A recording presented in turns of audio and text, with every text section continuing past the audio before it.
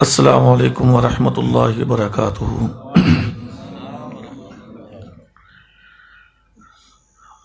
احمدہ واصلی علی رسولہ الکریم، اما بعد، اعوذ باللہ السمیع العلیم من الشیطان الرجیم۔ قال اللہ عز وجل فی القرآن المجید: لقد كان لكم فی رسول اللہ اسوۃ حسنہ۔ وقال النبی صلی اللہ علیہ وسلم: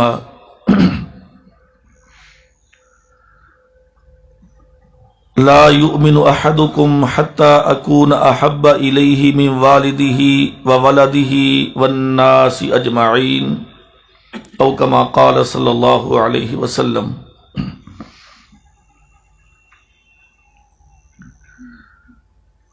ہر مسلمان اس کی محبت ہے رسول اللہ صلی اللہ علیہ وسلم کے ساتھ۔ کوئی عمل کرتا ہے، کوئی عمل نہیں کرتا۔ کسی کی محبت بناوٹی ہے، کسی کی محبت باطنی ہے، کسی کی محبت ظاہری ہے۔ ہر شخص کا اپنا نظریہ ہے، اپنا اس کا ایک ویژن ہے، لیکن جس بھی انداز میں ہے، ہر کلمہ پڑھنے والا رسول اللہ صلی اللہ علیہ وسلم سے محبت کا دعویٰ کرتا ہے۔ تو محترم بھائیوں، لمبی چوڑی بات نہیں، سیرت النبی کے حوالے سے، سیرت کا مطلب ہوتا ہے زندگی، اتار چڑھاؤ، لیل و نہار، شب و روز، کہ رسول اللہ صلی اللہ علیہ وسلم کی زندگی کس انداز میں گزری ہے، آپ کی زندگی میں کون کون سے واقعات رونما ہوئے ہیں، یعنی آپ کا اٹھنا کیسا تھا، آپ کا بیٹھنا کیسا تھا، آپ کا کھانا کیسا تھا، آپ کا پینا کیسا تھا، آپ کے رات کیسے تھے، آپ کے دن کیسے تھے، آپ کے معاملات کیسے تھے، اخلاقیات کے حوالے سے، اس کے علاوہ دین دنیا کے جتنے بھی معاملات ہیں وہ نبی صلی اللہ علیہ وسلم کے کیسے تھے۔ یہ ہے نبی صلی اللہ علیہ وسلم کی سیرت۔ اور اگر ہم نبی صلی اللہ علیہ وسلم کی زندگی کو مکمل بیان کرنا چاہیں تو یہ علماء کرام سے سنتے رہتے ہیں کہ وقت کم ہے، ایک بہت لمبا پروسیجر ہے، بڑا طویل مضمون ہے کہ نبی صلی اللہ علیہ وسلم کی زندگی کو مکمل طور پہ بیان کیا جائے، لیکن اس کے چند پہلو ہیں۔ محترم بھائیوں، چند پہلوؤں میں سے میں میرے خیال ہے کہ صرف ایک حدیث آپ کے سامنے عرض کر دیتا ہوں۔ سنن ابن ماجہ کی یہ حدیث ہے، کتاب الفتن باب العقوبات، اور حدیث نمبر ہے 4901۔ سیدنا عبداللہ بن عمر رضی اللہ تعالیٰ عنہ فرماتے ہیں کہ ایک دفعہ ہم بیٹھے ہوئے تھے اور ہم گفتگو کر رہے تھے آنے والے حالات پر، فتنوں کی، قرب قیامت کی باتیں کر رہے تھے کہ نبی صلی اللہ علیہ وسلم تشریف لائے۔ آپ پہلے تو ہماری بات سنتے رہے، اس کے بعد پھر آپ نے ایک بات کہی، فرماتے ہیں: یا معاشر المہاجرین، اے مہاجرین کی جماعت۔ سارے مہاجر بیٹھے ہوئے تھے۔ یا معاشر المہاجرین، اے مہاجرین کی جماعت، میری بات بھی سنو۔ آپ نے فرمایا: خمس اذا ابتلیتم بہن اعوذ باللہ ان تدرکوہن۔ 5 چیزیں ایسی ہیں کہ جس قوم کے اندر واقع ہو جائیں، جس قوم کے اندر وہ 5 بیماریاں پیدا ہو جائیں،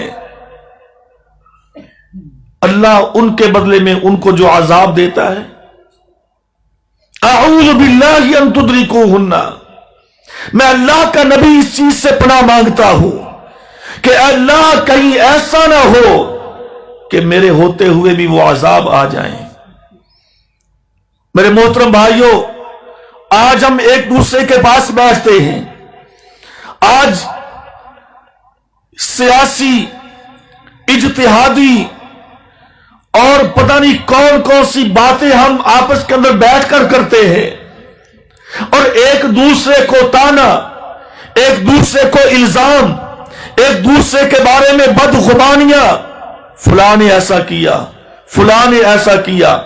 میں نجی بات نہیں کرنا چاہتا، میں بین الاقوامی سطح پہ بات کرنا چاہتا ہوں، میں ملکی لیول کی بات کرنا چاہتا ہوں۔ آج جہاں پہ دو آدمی بیٹھتے ہیں، کیا کہتے ہیں؟ دو چار گالیاں نکالی عمران کو، کہتے ہیں اس کی وجہ سے مہنگائی ہوئی ہے، کہتے ہیں فلاں اچھا تھا، فلاں اچھا تھا، اس کے آنے کی وجہ سے یہ ہوا ہے، اس کے جانے کی وجہ سے یہ ہوا ہے۔ اور میرے بھائیوں، ہم بھی کیسی سادہ قوم ہے، ہم بھی کیسے اللہ کی قسم بچوں کی طرح بہلائے جاتے ہیں، جیسے بچوں کو یہ ٹافیاں دے کے لوگ بہلاتے ہیں نا، اسی طرح کافروں نے آج مسلمانوں کو اس انداز میں بہلایا، اور ہم ساری زندگی ایک دوسرے پر الزام تراشیاں، ان کو برا بھلا اور ان کے کیڑے نکالنے پہ نکال دیتے ہیں، لیکن کبھی اپنی اصلاح کرنے کے لیے تیار نہیں ہوتے۔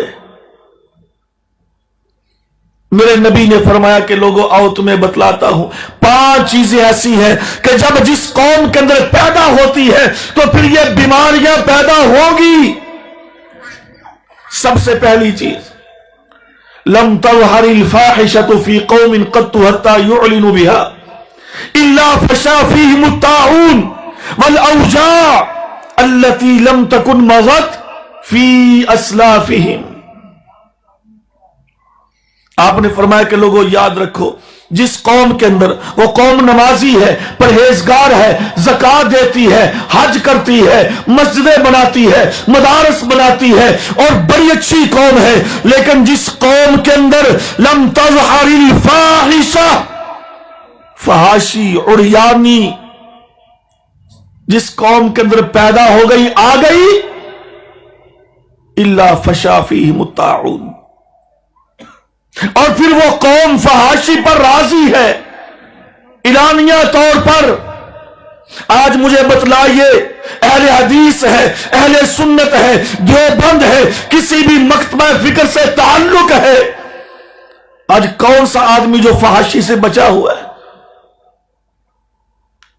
ہماری دکانوں کو دیکھ لیں، ہمارے گھروں کو دیکھ لیں، ہمارے ڈرائنگ روم دیکھ لیں، ہمارے بیڈ روم دیکھ لیں، چھوڑیے ان چیزوں کو، ہماری جیبوں کو دیکھ لو، ہر کسی کے پاس موبائل ہے، اور پھر نوجوانوں کے موبائل، چھوڑیے نوجوانوں کو، آپ کو بڑے سمجھدار، پڑھے لکھے، عقل والے، شعور والے، آپ ذرا ان کے موبائل بھی چیک کر کے دیکھ لیں، سٹیٹس کیا لگا ہوتا ہے، وال پیپر کیا لگا ہوتا ہے۔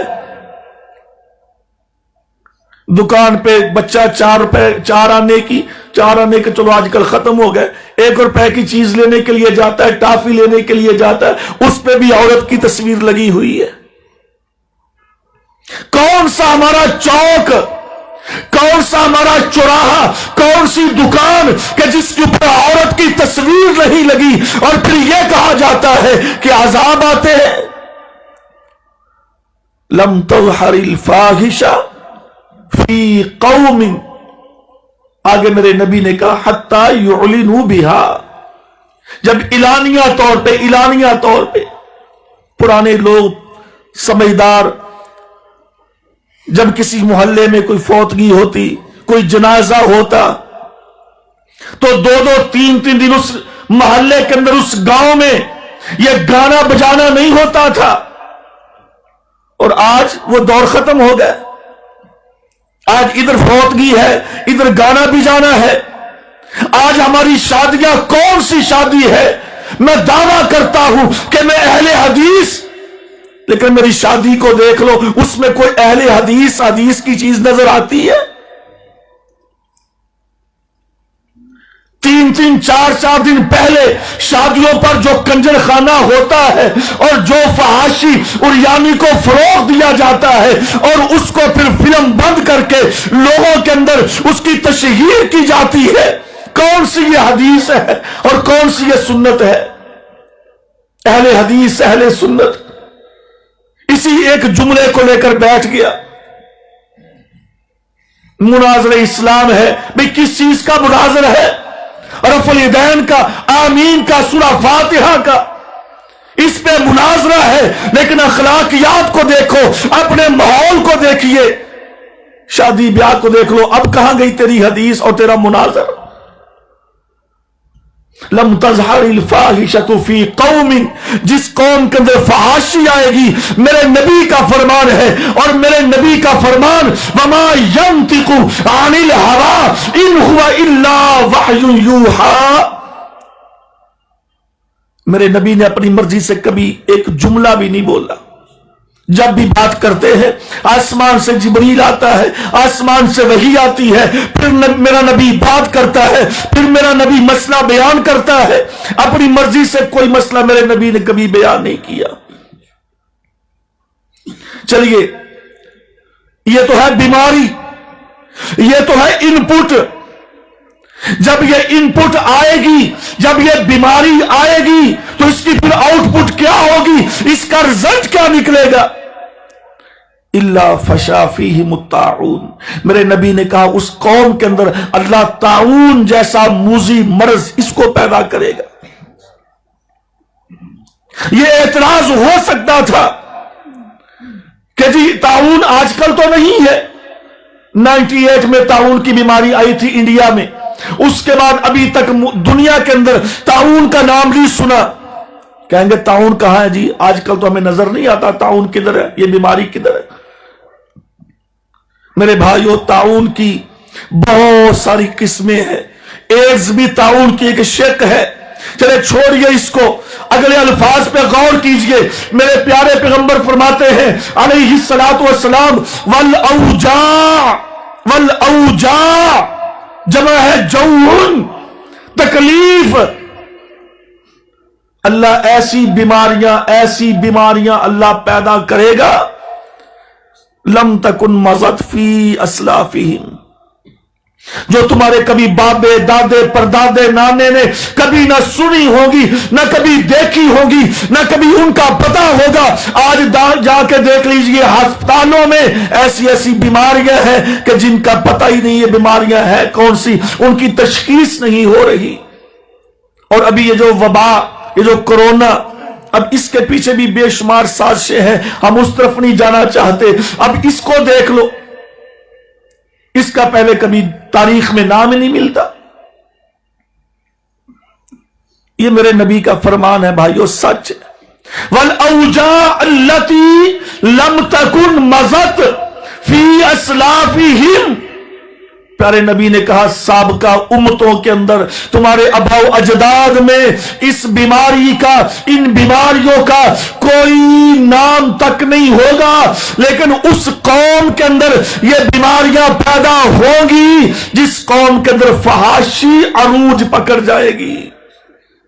آج پوری دنیا میں دیکھ لو، فحاشی نے عروج پکڑا، اللہ نے اس وبا کو بھیج دیا، اور یہ وبا ایسی پھیلی کہ پوری دنیا کو اپنی لپیٹ میں لے لیا، اپنی لپیٹ میں۔ لوگوں کے کاروبار ٹھپ ہوئے، مہنگائی آسمان کو چھونے لگی، حتیٰ کہ بے شمار بیماریاں آئیں اور گئیں، لیکن بیت اللہ کبھی بند نہیں کیا گیا۔ اس بیماری کی وجہ سے بیت اللہ کو بھی بند کرنا پڑا۔ اور یہ بات حقیقت ہے بھائیو، یہ بیماری اس فحاشی کی وجہ سے ہے۔ جو بھائی گئے بیت اللہ میں، انہوں نے دیکھا وہاں پر بھی لوگ وہ کیمرے لے کر وہ سیلفیاں، اور پھر وہاں پہ عبادت کم، حج اور عمرہ کم، دکھلاوا، نمائش یہ زیادہ ہوتی تھی۔ اللہ نے بند کر دیا بیت اللہ کو بھی۔ یہ انسان کے اپنے اعمال کی وجہ سے ہوتا ہے۔ ظہر الفساد فی البر والبحر بما کسبت ایدی الناس، اللہ نے کہا جو بھی یہ فتنے فساد برپا ہوتے ہیں، جو حالات اونچ نیچ کے آتے ہیں، یہ انسان تیرے اپنے کیے ہوئے اعمال کی وجہ سے ہوتا ہے۔ ایک بات تو یہ ہوئی۔ اگلی بات میرے بھائیوں، میرے نبی فرماتے ہیں صلی اللہ علیہ وسلم، آپ نے کہا وَلَمْ يَنْقُصُ الْمِكْيَالَ وَالْمِيزَانَ، جس قوم کے اندر ناپ اور تول میں کمی ہوگی۔ اب یہ ناپ اور تول میں کمی کا مسئلہ ہر بندہ جانتا ہے، سنتا ہے، لیکن دیکھ لیجئے میرے بھائیوں، ناپ اور تول میں کمی، ہماری چیزوں میں ملاوٹ، دو نمبری۔ کون سی چیز ہے آج کل آپ کو بازار سے دو نمبر چیز دستیاب نہیں؟ ہر چیز ملتی ہے دو نمبر، بلکہ آج کل تو تین تین چار چار نمبر چلے گئے۔ کسی بھی دکان سے آپ یہ مائک لینے کے لیے جاتے ہیں، وہ مائک والا بھی آپ کو یہی پوچھتا ہے مولوی صاحب ایک نمبر دوں یا ہلکا دوں؟ کوئی بھی چیز لینے، میڈیسن، حتیٰ کہ ہماری سبزیاں، یہ بھی ہائی بریڈ آ گئی۔ آج کون سی چیز ایسی ہے؟ ایک انسان بچا تھا، انسان بھی دو نمبر آ گیا۔ یہ بھائی سمجھتے ہیں، جانتے ہیں، ہاں جی، بیبی ٹیسٹ ٹیوب، یہ کیا مسئلہ ہے، یہ کیا سلسلہ ہے؟ یہ وہی ہے کہ انسان بھی دو نمبر۔ کوئی ایک بھی چیز آج دنیا میں نہیں بچی کہ جس کے اندر دو نمبری نہ کی جائے۔ اور بلکہ ہمارے معاشرے کے اندر، ہمارے تاجروں کے اندر، ہماری بزنس کمیونٹی کے اندر سب سے بڑا تاجر وہ ہوگا جو کسٹمر کو، گاہک کو دھوکہ دینا ذرا جانتا ہوگا۔ یہ جو ہم نے دکانوں پر اپنے ملازم رکھے ہوئے ہیں، یہ کس وجہ سے ہوتے ہیں؟ جو زیادہ بات چیت کرنا جانتا ہو، جو زیادہ گاہک کو، ہاں جی، وہ اس کو کرنا جانتا ہو، ڈیل کرنا جانتا ہو، باتیں سنا کے یہ لے لو، وہ لے لو، اس کا یہ فائدہ، اس کا وہ فائدہ، بھئی وہ جھوٹ بول بول کے، ہاں جی، کسٹمر کو اپنا قائل بنا رہا ہے، اپنا قائل کر رہا ہے۔ ہم اس کے جھوٹ بولنے پر ہم اس کو 20-25 ہزار روپیہ پر منتھ دے رہے ہیں،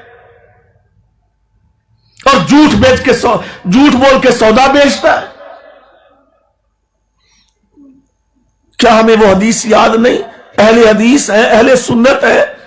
ابو ذر غفاری رضی اللہ عنہ فرماتے ہیں، نبی علیہ السلام نے فرمایا خابوا وخسروا، خابوا وخسروا، خابوا وخسروا، تباہ ہو گئے، برباد ہو گئے، تباہ ہو گئے، برباد ہو گئے۔ 3 دفعہ آپ نے کہا اللہ کے رسول کون؟ آپ نے فرمایا 3 لوگ ہیں، المسبل الازار، چادر نیچے لٹکانے والا، اور المنفق بالسلعۃ الحلف الکاذب، اپنا سودا جھوٹ بول کے بیچنے والا، کسی پر احسان کرنے والا۔ اور آج جھوٹ بول کر اپنی چیز کو فروخت کیا جاتا ہے۔ تو سنیے پیارے پیغمبر نے کیا فرمایا، وَلَمْ يَنْقُصُ الْمِكْيَالَ وَالْمِيزَانَ، جب ناپ اور تول میں کمی ہوگی تو پیارے آقا نے فرمایا کہ اس کا رزلٹ کیا نکلے گا؟ جس قوم کے اندر ناپ اور تول میں کمی، اس قوم کے اندر پھر کون سا عذاب آئے گا؟ آپ نے فرمایا إِلَّا أُخِذُوا بِالسِّنِينَ، نمبر 2 وَشِدَّةِ الْمَؤُونَةِ، اور نمبر 3 وَجَوْرِ السُّلْطَانِ عَلَيْهِمْ۔ کام 2 کیے، ناپ اور تول میں کمی، اور اس کے عذاب 3 آئیں گے۔ سب سے پہلا عذاب الا اخذوا بالسنین، قحط پڑے گا، قحط۔ قحط کا مطلب یہ نہیں ہوتا کہ بارش نہیں ہوئی قحط پڑ گیا، یہ بھی قحط کی قسم ہے کہ آپ ہاتھ میں پیسے لے کر مارکیٹ گھومتے ہیں اور وہ چیز اویلیبل ہے، مارکیٹ کے اندر موجود ہے، لیکن آپ کو نہیں مل رہی۔ آپ پیسے لے کے دکانوں پہ جاتے ہیں لیکن وہ چیز آپ کو میسر نہیں، آپ کو وہ چیز مل نہیں رہی، قحط پڑ جائے گا، قحط۔ چلے اس پہ اگر شرح صدر نہ ہو، نہیں ذہن مانتا، اعتراض ہو سکتا ہے کہ مولوی صاحب یہ کہا تو نہیں ہے۔ پیارے پیغمبر نے فرمایا پھر سنیے वशिद्दतिल मऊना, तंग दस्ती, बेरोजगारी, फाका कशी ये आम हो जाएगी। आज देखो मेरे भाइयों, हर आदमी रोता है, कहता जी कुछ नहीं, ना नौकरी है, हाँ जी, और ना इसके अलावा कोई काम है, और ना कोई दिहाड़ी है, मजदूर है वो रोता है, मिस्त्री है वो रोता है, दुकानदार है वो रोता है, किसी की 2 लाख रुपया तनख्वाह है वो भी रोता है, किसी की 10,000 है वो भी रोता है। हर बंदा रोता नजर आएगा। वशिद्दतिल मऊना, और हर बंदा आपको नजर आएगा बेरोजगार, हाथों में डिग्रियां पकड़ी हुई है, एमफिल किए हुए, पीएचडी किए हुए, हाँ जी, कई कई डिग्रियां हासिल की हुई। मां बाप ने अपना जेवर बेचा, अपना मकान बेचा, अपना प्लाट बेचा, हमने बच्चे को पढ़ाना है, बच्चे को पढ़ाया, इसको बाहर भेज दिया, इसके ऊपर लाखों रुपया खर्च किया। अब 30 साल की उम्र में वापस पलट कर आया, हाथों में डिग्रियां हैं, रेड़ी लगाने पे मजबूर है, नौकरी नहीं मिल रही। कितने आपको ऐसे मिलेंगे, कितने ऐसे नौजवान मिलेंगे, वालिदैन ने सारी जमा पूंजी उसकी पढ़ाई पे लगा दी। लेकिन मेरे भाइयों, ये भी तो हमारी सुस्ती है ना, हम भी उस तालीम की तरफ ऐसे भागते हैं, ऐसे भागते हैं जैसे ये तालीम हमें पैसे देगी और ये तालीम हमें ऊपर ले जाएगी। नहीं भाई, अल्लाह की कसम, तालीम इस्लाम की है, तालीम कुरान की है, तालीम अल्लाह उसके रसूल की है। फ़अलम अन्नहु ला इलाहा इल्लल्लाह, सबसे बड़ी तालीम ये है, अल्लाह का तारुफ, नबी का तारुफ, अल्लाह के सामने झुकना, नबी की इताअत करना, यह सबसे बड़ी तालीम है। और जिस तालीम के पीछे आज हम मारे मारे फिरते हैं ना, ये आपके पास कितने बड़े बड़े महंगे तरीन स्कूल बने हैं, और हमारी कोशिश होती है हम अपने बच्चों को इन स्कूलों में जाके दाखिल करवा दें। मदारस में क्या मिलेगा, मदारस से क्या मिलेगा, ये हमारी सोच है। और इन्होंने क्या दिया हमको आज तक, सिवाय गुलामी के, ज़हनी तौर पे गुलाम। याद रखिए, अल्लामा इब्ने खल्दून रहमहुल्लाह ने अपनी तारीख में उसके मुकदमे में यह बड़ी प्यारी बात लिखी है। उन्होंने लिखा कि जो कौम जिस कौम की नकाली करती है ना, जिस कौम की नकाली करती है, वो समझ लो कि वो कौम गुलाम हो चुकी है। आज हमारा कल्चर, हमारी तहजीब, हमारा तमद्दुन, हमारी सकाफत इस्लामी रहने दी इन्होंने। इन स्कूलों ने बेड़ा गर्क किया हमारी तहजीब का, हमारी सकाफत का।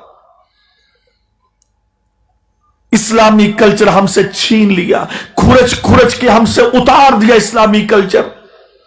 नहीं मौलवी साहब, ये तो कल्चर है। कल्चर नहीं, ये तकलीद है काफरों की। वो जी फलां स्कूल में जो पैंट शर्ट पहनते हैं, फलां स्कूल में टाई लगाते हैं, फलां स्कूल की उनका यूनिफॉर्म ये है। भाई उनका यूनिफॉर्म नहीं है, ये तुम्हारे ज़हनों के अंदर गुलामी डाली जा रही है। हमें नबी का कल्चर पसंद नहीं। कई ऐसे नौजवान, कई हमारे ऐसे बच्चे हम हैं अहले हदीस, लेकिन हमारा बच्चा स्कूल कॉलेज में जाएगा, उसकी पैंट नीचे होगी। क्यों भाई बेटा, ये तूने क्यों किया? स्कूल वाले रोकते हैं, मना करते हैं। अच्छा, नबी की सुन्नत को पांव तले रौंदेगा, लेकिन काफर और अंग्रेज के कानून, उसकी तालीम को सीने से लगाएगा, और फिर ये अहले हदीस है। और भाई कैसा ताल्लुक है नबी से? किस नबी से ताल्लुक है मेरा कि जिस नबी की सुन्नत को, जिस नबी की तालीम को पांव तले रौंदा और काफिर की सुन्नत को सीने से लगाया और दावा कर दिया कि मैं अहले हदीस, अहले सुन्नत हूं। इसके साथ कुछ नहीं बनेगा। अमल से जिंदगी बनती है, जन्नत भी जहन्नम भी। यह खाकी अपनी फितरत में ना नूरी है ना नारी है। बात तो अमल की है। ला यंजुरुल्लाह इला सुवरिकुम वला यंजुरु इला अमवालिकुम वलाकिन यंजुरु इला कुलूबिकुम औ इला अमालिकुम। अल्लाह तुम्हारी शक्लें नहीं देखता कि बड़ा सोना, बड़ा खूबसूरत है। वला यंजुरू इला अमवालिकुम, अल्लाह तेरे माल को नहीं देखता, बड़ी कोठियां हैं, बड़ा बिजनेस है, बड़ा पैसा रुपया नहीं देखता अल्लाह इस चीज को। वलाकिन यंजुरू इला कुलूबिकुम, अल्लाह तेरा दिल देखता है। इला अमालिकुम, अल्लाह तेरे अमाल, तेरा किरदार, अल्लाह तेरे काम देखता है, तेरे काम। नबी का नाम लिया, सीरतुल नबी कॉन्फ्रेंस हुई, सीरतुल नबी का जलसा किया, करवाया, क्या नबी की सीरत को अपनाया भी या सिर्फ सुना ही था? तो भाई सुना तो अबू जहल ने भी था, सुना तो अबू लहब ने भी था, सुनते तो वो रोजाना थे कि आज नबी ये फरमा रहे हैं, आज नबी की ये तालीम है, आज नबी ने ये ऐलान कर दिया, वो तो रोजाना सुनते थे लेकिन अमल नहीं करते थे। चले ये सवाल पैदा हो सकता है, उन्होंने कौन सा कलमा पढ़ा था? अब्दुल्ला बिन उबई ने तो कलमा पढ़ा था, वो तो कलमा भी पढ़ता था, नबी की तालीम सुनता भी था लेकिन अमल नहीं करता था। आज मुसलमान की यह कैफियत है। तो मैं अर्ज कर रहा था, मेरे प्यारे आका ने फरमाया कि जब नाप और तोल में कमी करोगे तो पहला अजाब काहत साली और दूसरा वशिद्दतिल मऊना, तंग दस्ती, फाका कशी, बेरोजगारी, और तीसरा अजाब जिसको आज हम हर बंदा जिसको डिस्कस करता है, वजौरि सुल्तानी अलैहिम, वजौरि सुल्तानी अलैहिम। मेरे प्यारे पैगंबर ने फरमाया कि जाबर, जालिम, फासिक, ये तुम्हारे ऊपर हुक्मरान मुसल्लत हो जाएंगे। और भाइयों आज ना देखो पूरी दुनिया की कैफियत कि आज हमारे ऊपर, हम बैठ के कहते नहीं इमरान ने चीनी महंगी कर दी, इनके बेचारे को की है कुछ भी नहीं। अल्लाह की कसम इसके हाथ में तो चीनी क्या, ये तो बेचारा कुछ भी करने के काबिल नहीं है, इसके पास किसी चीज का इख्तियार नहीं। हम दो चार गालियां निकालते हैं, नवाज शरीफ होता तो ये होता, ये आ गया तो ऐसे हो गया, ये बेचारा क्या कर सकता है? कुछ भी नहीं। हाँ फिर नवाज शरीफ ने किया नहीं, उनके हाथ में भी कुछ नहीं था। जरदारी ने किया, उनके पल्ले भी कोई शय नहीं सी। फिर ये किसने किया? IMF जो हमारे सरों पर मुसल्लत है, जब तक IMF से हमारा मुल्क अपनी जान नहीं छुड़ा सकता उस वक्त तक ये चीनी, ये घी, इसकी कीमत हमारा हुक्मरान कोई भी तय नहीं कर सकता। सारी कबीना मिलके बिल पास करवाए ना कि चीनी की कीमत नीचे करो, मैं कसम उठा के कहता हूं, मैं दलील से बात करता हूं। और भाइयों हमें ट्रक की, वो कहते ना ट्रक दी बत्ती पीछे लाता सानू इन्होंने बस, अब फलाना चंगा फलाना गंदा, ओनू दियो, ओनू वोट ना दियो, ओ मुर्दाबाद, ओ जिंदाबाद, बस ओनू मारो, बस आ गल्लां करन जोगे सी रह गए। और भाई इनके भी इख्तियार में कुछ नहीं। चीनी हमारे मुल्क में बनती है, घी हमारे मुल्क की पैदावार है, हाँ जी, और ये सारी बेशुमार अजनास हमारे मुल्क की पैदावार है, लेकिन इनका रेट हमारा कोई भी हुक्मरान, चाहे वो वजीर खजाना है, वजीर सनत व तजारत है, उनके इख्तियार में नहीं कि वो इनका रेट तय कर सके। इनका रेट वही तय होगा जो काफरों का इदारा IMF, इंटरनेशनल फंडिंग मॉनिटरिंग, जब तक ये बेईमान इदारा हमारे ऊपर से अपनी तलवार नहीं उठाएगा उस वक्त तक ये बेचारे अपनी मर्जी से बिजली का एक पैसा, एक यूनिट भी नहीं भरा काम कर सकते। लेकिन हमें बस यही लगाया गया कि नहीं इमरान आ गया ना इसलिए महंगाई हुई है, नवाज शरीफ आता तो महंगाई ना होती, अगर वो होता तो वो भी यही कुछ करता जो आज ये कर रहा है। पीछे हमने 35 सालों में देखा नहीं, सारा मुल्क गिरवी रख दिया, ये मेट्रो है, ये ऑरेंज है, ये फलां है, सारा मुल्क काफरों को गिरवी दे दिया और हम बस नाचते गाते ही रह गए। और मेरे भाइयों ये निजाम ही गंदा है, निजाम ही गंदा है। اور جب تک اس نظام سے ہم جان نہیں چھڑائیں گے اس وقت تک یہ ملکوں کے اندر ایسے ہی نظام چلتا رہے گا۔ اچھا ویسے حیرانگی والی بات نہیں، کافر کتنا چلاک ہے۔ دنیا کے اس وقت ترقی پذیر ممالک میں سے کن کن ملکوں کو یاد کیا جاتا ہے؟ امریکہ ہے، ہاں جی، برطانیہ ہے، فرانس ہے، چائنا ہے اور رشیا ہے۔ یہ کون ہے جی؟ یہ پانچوں ملک ترقی یافتہ ممالک ہیں، اور ہمارا ملک نہیں، پیچھے ہے۔ یہ سی بھی نہیں بلکہ اے بی سی بھی نہیں، یہ ڈی کیٹیگری میں پیچھے پیچھے۔ کوئی ایک اسلامی ملک، بھائیو اللہ کے لیے سوچئے سمجھئے، ہم تھوڑا سا یہ اپنے گھر سے باہر نکلے، ہم یہ پارٹیوں سے باہر نکلے تو ہمیں تھوڑا سا شعور آئے۔ کوئی ایک اسلامی ملک مجھے بتلائیے کرنسی کے لحاظ سے سب سے آگے کویت ہے، تیل کے لحاظ سے سب سے آگے سعودیہ ہے، سونے کے لحاظ سے سب سے آگے عمان ہے۔ ان میں سے کوئی ایک ملک بتاؤ اسلامی 58 ملکوں میں سے کہ جس ایک ملک کو ترقی یافتہ ممالک کی فہرست میں رکھا ہوا ہو کافروں نے۔ 84% دنیا کا تیل مسلمانوں کے پاس ہے، 60% زرعی زمین قابل کاشت مسلمانوں کے پاس ہے، سونا چاندی کے لاکھوں ٹن ذخائر مسلمانوں کے پاس ہے۔ اس کے باوجود بھی ایک ملک 58 ملکوں میں سے ایسا نہیں کہ جو کافروں کی ترقی یافتہ ملکوں کی فہرست ہے اس میں شامل کیا گیا ہو۔ دو نمبری نہیں، دھوکہ نہیں، اور ایک ہمارے مسلمان ہیں جو عیاشیوں میں پڑے ہوئے ہیں بس۔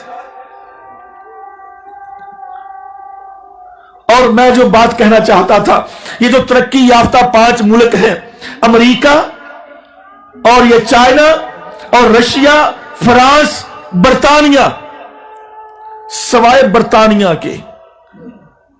برطانیہ کے باقی 4 ملک ہیں۔ رشیا ہے، امریکہ ہے، دوسرا یہ فرانس ہے، اور یہ ہمارا پڑوسی چائنا ہے۔ ان چاروں میں جمہوریت ہے، ان چاروں میں یہ ہمارا وزیر اعظم جیسے ایسے ہوتا ہے؟ نہیں، ان چاروں ملکوں کا نظام صدارتی، اور ہمیں دھکے میں دے دیا، ہمیں یہ دے دیا کشکول میں کہ تم جمہوری وزارت کا نظام رکھو۔ اور اگر یہاں پہ یہ پچھلے دنوں باتیں ہو رہی تھی میڈیا پر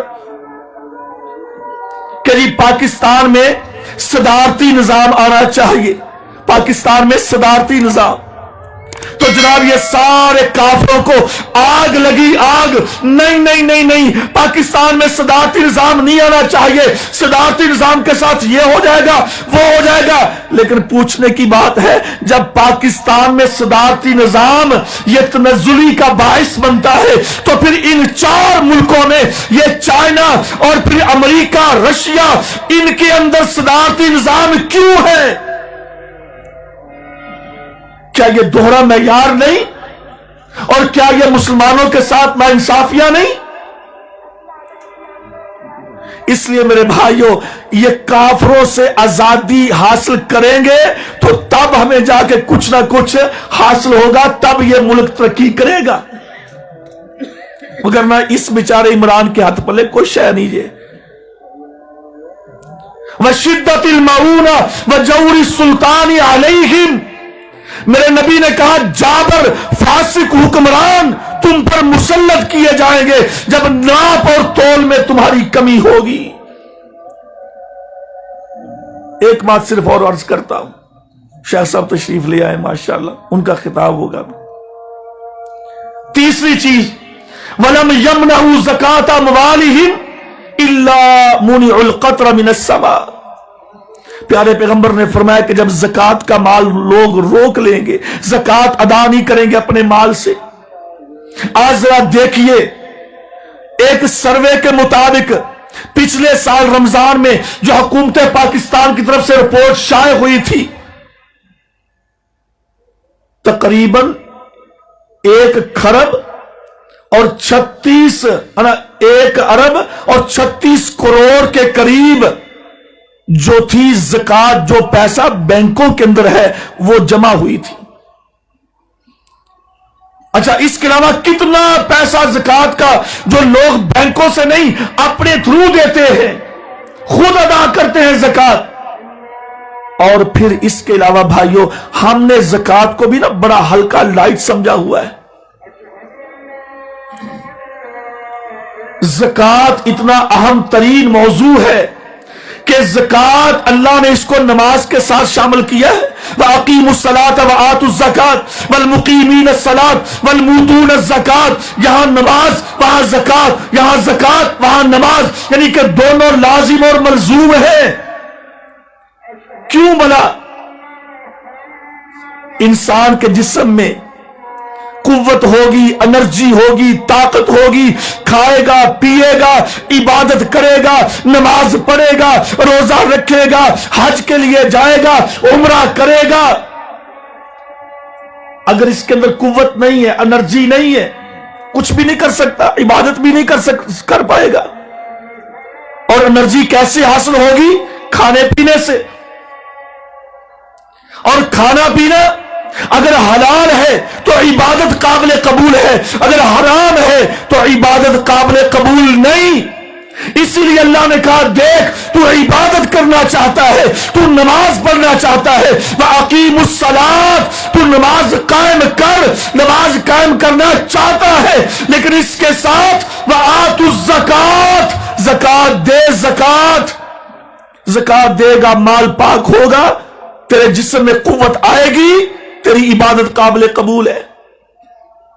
موطا امام مالک کی حدیث موجود ہے، پیارے پیغمبر فرماتے ہیں صلی اللہ علیہ وسلم، آپ نے فرمایا کہ ایک آدمی میدان عرفات میں کھڑا ہوا ہے، یوں سمجھ لو گرمی کا دن ہے، یہاں میاں چنو سے ایک آدمی حج کے لیے جاتا ہے، ہاں جی 5-6 لاکھ روپیہ لگا کے، گرمی کا موسم ہے، اس نے وہ سارے ارکان پورے کیے، میدان عرفات میں کھڑا، پراگندہ حال، فقیروں جیسا لباس، مٹی کے ساتھ اٹا ہوا اور تھکا ہوا، اپنے ہاتھوں کو اٹھا کے کہتا ہے، یا ربی یا ربی یا ربی، اللہ سے رو رو کے التجائے کرتا ہے، روتا ہے۔ پیارے پیغمبر فرماتے ہیں علیہ السلام، کیف یستجاب لہ الدعاء، اللہ اس کی دعا کیسے قبول کرے؟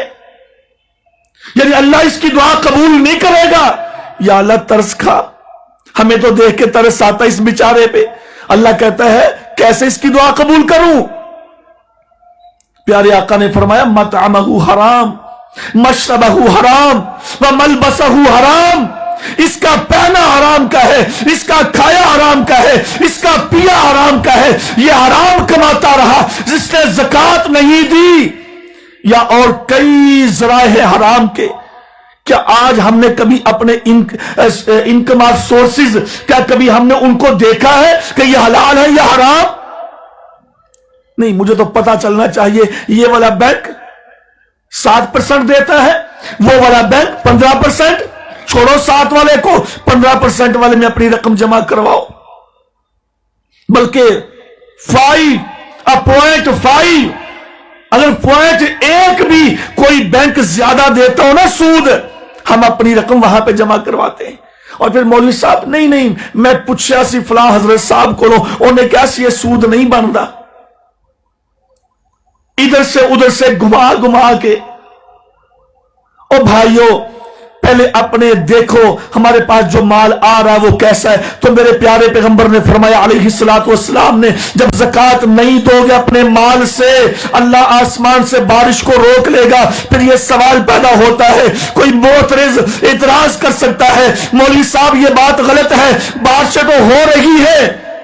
پیارے پیغمبر نے ساتھ ہی فرما دیا تھا، وَلَوْلَا الْبَهَائِمْ لَمْ يُمْطَرُوا، اگر یہ درندے نہ ہوتے، اگر یہ گائے بھینس بھیڑ بکری، اگر یہ بہائم نہ ہوتے، لم یمطروا، اللہ تمہیں ایک قطرہ بھی پانی کا نہ دیتا۔ یعنی کہ یوں سمجھو کہ یہ جو آج بارشیں ہمیں مل رہی ہیں نا، یہ ان جانوروں کی وجہ سے ہے. اللہ جانوروں پہ ترس کھاتا ہے. ہاں جی ان کی زندگیوں کو دیکھتا ہے چونکہ وہ بھی اللہ کی مخلوق ہے, وہ تو اللہ کی عبادت کرتی ہے, وہ تو اللہ کی نافرمانی نہیں کرتی. اللہ ان کی وجہ سے بارش برساتا ہے تو ساتھ ہمارا بھی داؤ لگ جاتا ہے. یہ بات ہے, وگرنہ ہمارے کرتوت ایسے نہیں ہے کہ ہمارے اوپر بارشیں برسے. تو میرے بھائیوں, نبی کی سیرت یہ ہے کہ نبی کی تعلیم پہ عمل کیا جائے, نبی کے احکامات پہ عمل کیا جائے. یہ صرف 3 چیزیں ہیں جو آج میرے اندر, ہمارے اندر, معاشرے کے اندر یہ ساری بیماریاں موجود ہیں. اگر ان بیماریوں سے ہم پاک ہو جائیں, ان بیماریوں سے نکل جائیں تو اللہ کی رحمتوں کا نزول بھی ہوگا, یہ حالات بھی ٹھیک ہو جائیں گے, نبی کی سیرت سننے کا فائدہ بھی ہوگا, نبی کے احکامات پہ عمل بھی ہوگا. اور اللہ کل قیامت کے دن کہے گا کہ تم نے میرے نبی کی اطاعت کی, من یطیع الرسول فقد اطاع اللہ, اس نے اللہ کے رسول کی اطاعت کی, اس نے اللہ کی اطاعت کی. اللہ پہ نبیین, صدیقین, شہداء والصالحین حسن اولئک رفیقا, اللہ ان کے ساتھ ہمارا ساتھ کر دے گا. اللہ سے دعا ہے اللہ عمل کرنے کی, سمجھنے کی توفیق عطا فرمائے. وما علی الا البلاغ.